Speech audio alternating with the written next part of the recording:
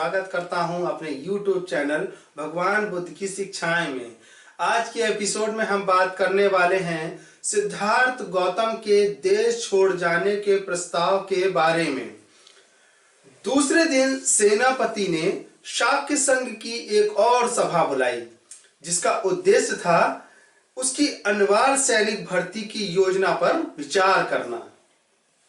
जब संघ एकत्र हुआ तो उसने प्रस्ताव रखा कि उसे यह आज्ञा जारी करने की अनुमति दी जाए कि वह 20 और 50 वर्ष के बीच के प्रत्येक शाक्य के लिए कोलियों के विरुद्ध लड़ने के निम्नवत सेना में भर्ती होना अनिवार्य होगा।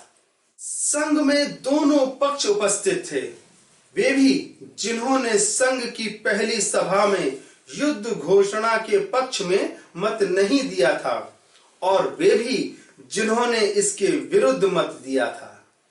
जिन्होंने इसके पक्ष में मत दिया था उनके लिए सेनापति का प्रस्ताव स्वीकार करने में कोई कठिनाई नहीं थी, और यह उनके पूर्व निर्णय का स्वाभाविक परिणाम था। लेकिन जिस अल्पमत ने उक्त निर्णय के विरुद्ध मत किया था, उसके सामने समस्या थी। वह समस्या थी कि वह बहुमत निर्णय के सामने झुक जाए या नहीं। अल्पमत का निर्णय था कि बहुमत के आगे ना झुका जाए। यही कारण था कि उन्होंने उस सभा में उपस्थित रहने का निर्णय किया था। दुर्योग से किसी में यह साहस नहीं था कि इस बात को खुलकर कह सके। कदाचित वे बहुमत का विरोध करने के परिणाम से परिचित थे। जब सिद्धार्थ ने देखा कि उनके समर्थक मौन हैं, तो वह उठ खड़े हुए और उन्होंने संघ को संबोधित करते हुए कहा, मित्रों, आप जो चाहें सो करें। आपके साथ बहुमत है, लेकिन मुझे खेद के साथ कहना पड़ रहा है कि मैं अनिवार्य सैनिक भर्ती का विरोध करूंगा।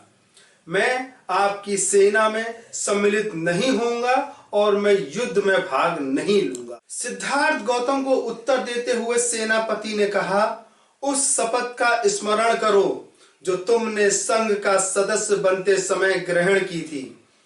यदि तुम उनमें से किसी एक का भी पालन नहीं करोगे तो तुम सार्वजनिक निंदा के भाजन बनोगे।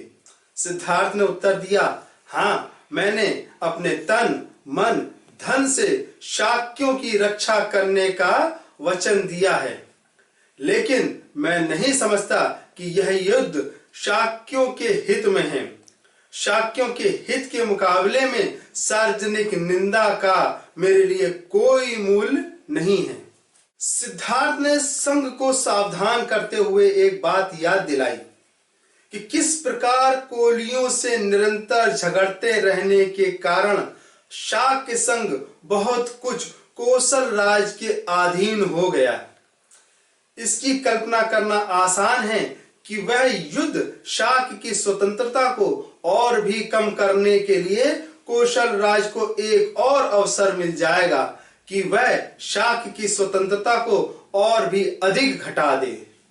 सेनापति को क्रोध आ गया और वह सिद्धार्थ को संबोधित करते हुए बोला, तुम्हारा यह भाषण कौशल तुम्हारे किसी काम ना आएगा। तुम्हें संघ के बहुमत के निर्णय को मानना होगा।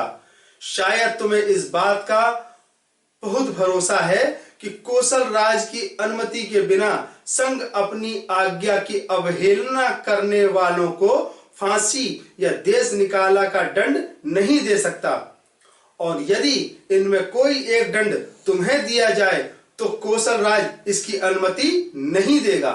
लेकिन याद रखो कि संघ तुम्हें दूसरे अनेक तरीकों से दंडित कर सकता है।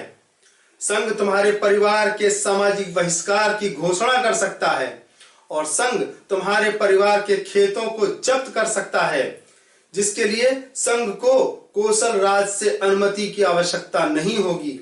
सिद्धार्थ ने समझ लिया कि यदि उसने कोलिये की विरुद्ध युद्ध घोषणा करने के प्रस्ताव का अपना विरोध जारी रखा तो इससे क्या क्या दुष्परिणाम हो सकते हैं। इसीलिए उन्हें 3 बातों में से एक बात को चुनना था। 1. सेना में भर्ती होकर युद्ध में भाग लेना। 2. फांसी पर लटकना या देश निकाला स्वीकार करना। 3. अपने परिवार के लोगों का सामाजिक बहिष्कार और उनके खेती को जब्त करने के लिए राजी हो जाना। वह पहली बात से किसी हालत में स्वीकार नहीं कर सकते थे। वह इस विषय में भी दृढ़ थे कि तीसरी बात पर तो वह विचार तक नहीं कर सकते थे। इस परिस्थिति में उन्होंने सोचा उनके लिए दूसरी बात ही सर्वाधिक ठीक है।